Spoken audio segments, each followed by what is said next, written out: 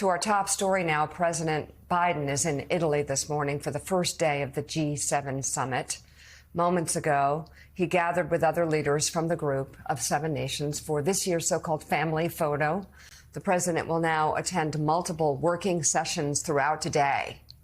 Afterwards, he'll meet with Ukrainian President Volodymyr Zelensky and sign a 10-year security agreement between the U.S. and Ukraine. Joining us now is NBC News White House correspondent Monica Alba. She's live in Bari, Italy, with more. Monica, what can you tell us?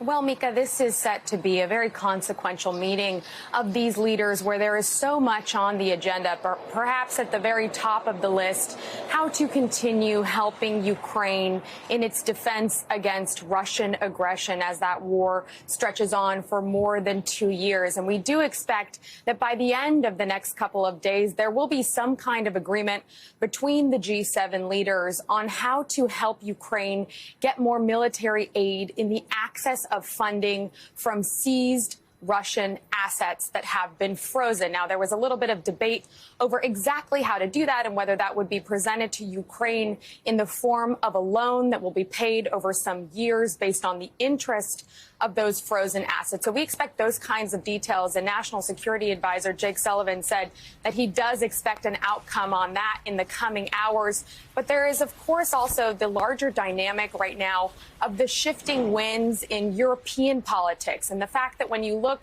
at those different leaders who greeted President Biden this morning in Fasano, many of them, including President Biden himself, may not be there at the next G7 summit in 2025. There have been many, of course, questions about elections in the UK, in France, in Germany, where many of these leaders have fairly low approval ratings. And then, of course, President Biden is facing re-election in November. So that is the overall backdrop to these conversations and the larger looming question of even if there are things that the leaders agree to and try to set into motion, will some of those things be undone or incomplete because of whatever happens a year from now? And then, of course, we expect that the leaders will also continue to discuss the potential ceasefire deal that President Biden and certainly other leaders internationally have been pushing for Hamas and Israel to accept to end the war in Gaza. We expect there will be discussion of that in addition to countering China and specifically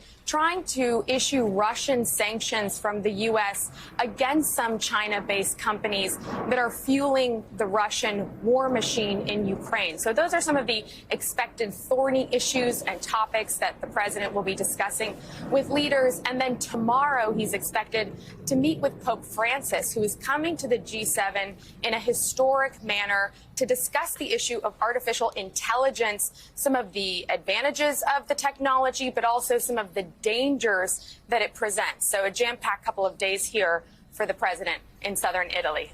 Willie. All right, NBC's Monica Alba in Bari, Italy for us this morning. Monica, thanks so much. So, John, the president running hot. He's in Normandy for almost a week, comes back for a few days, going back over to Italy. What does he hope to take away from this G7? What are the objectives that he may leave here in 3 days having achieved? First of all, not a bad place for a summit. Not bad. Looks pretty nice. Not bad. There are a few things here. As you say, this is a second trip to Europe in a week. Ukraine is at the forefront here. He's going to meet with President Zelensky later today. Actually, the two men are going to hold a joint press conference. The president will take a few questions. We should note this will be the first time he takes questions from reporters since the conviction of his son. So there'll be probably some domestic matters that also get asked about there. But it's about this deal here to open up for Russian assets to help support Ukraine. But part of the framework is to keep aid to Ukraine going no matter what happens in a series of elections this year. We just saw the EU elections, of course, over the last couple of days, the far right making some real gains. And, of course, the November election in the United States looms, and there's some hope here that commitments can be made to ensure that some U.S. aid will continue to Ukraine, even if Donald Trump, who is a Ukraine skeptic, were to return to office. And I also think this is the president's last major summit before the election, and I think there's going to be a note of reassurance as he tries to his fellow leaders of democracies to say, look, you can count on the United States. We're not going to go anywhere. But we know there is rampant anxiety among those men and women that we're seeing in this family photo about what a Donald Trump return would mean, how he has threatened alliances before, how he has said that he wants a more isolationist foreign policy. So this is President Biden trying to say to them, look, I can't guarantee the future, but we are Americans. Certainly, if I win again, we can do this. But even if I don't, there'll be a way to keep America involved.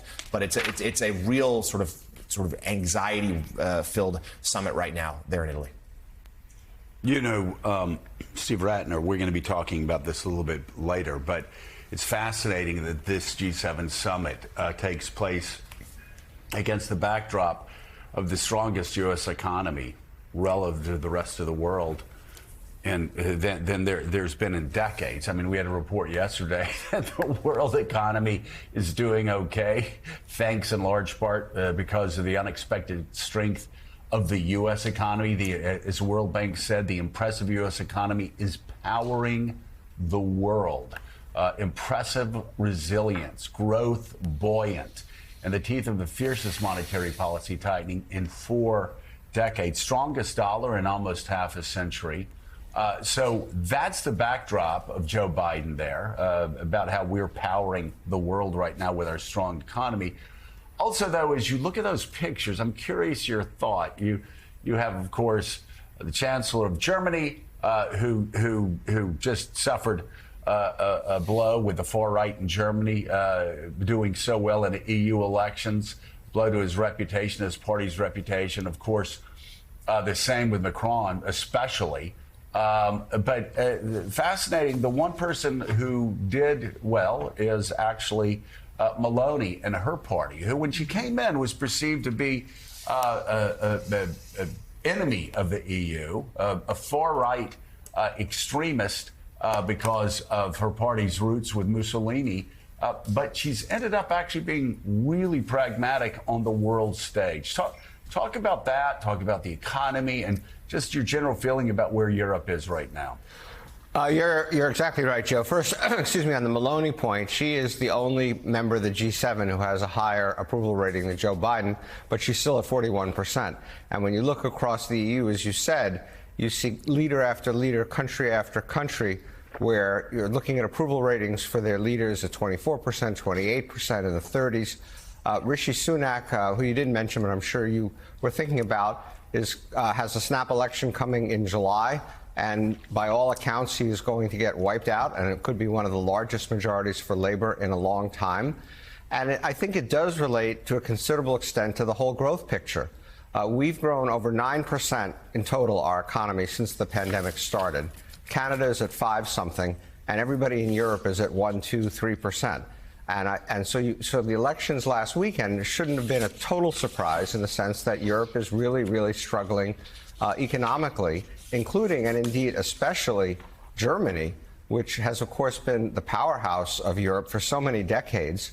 But between the impact of the Ukraine war and the fact that Germany is a major exporter to China, and all of that is now under a lot of pressure, it is a really, really difficult time for Germany. So Europe as a whole, I think, a mix of the effect of the war, which is something but not the only thing, but frankly, simply having economies that have just not performed well over a long period of time. They don't have the flexibility of our economy. They don't have the productivity. Look what's going on in AI, for example, at the moment. We dominate AI. There's one company in France and a couple in the UK that are in the mix on AI, but everybody else in Europe is just not present, and that is potentially a huge driver of future growth. There's simply a set of economies that have not delivered for their citizens, and therefore the citizens are taking to the ballot box in a way that is very, very scary to all the rest of us. I've got to say also, there is a reality, and there was an FT article about this a couple of months ago. There is a new reality that approval ratings don't line up with victories or losses at polls as much as they used to. And of course, the greatest example of that would be Macron, who was sitting in the low 30s to the mid 30s in approval ratings in France before he had his election against Le Pen, and then he ended up with about 58%. So there's angst across the Western world, and it is driving approval ratings of all leaders down. For sure.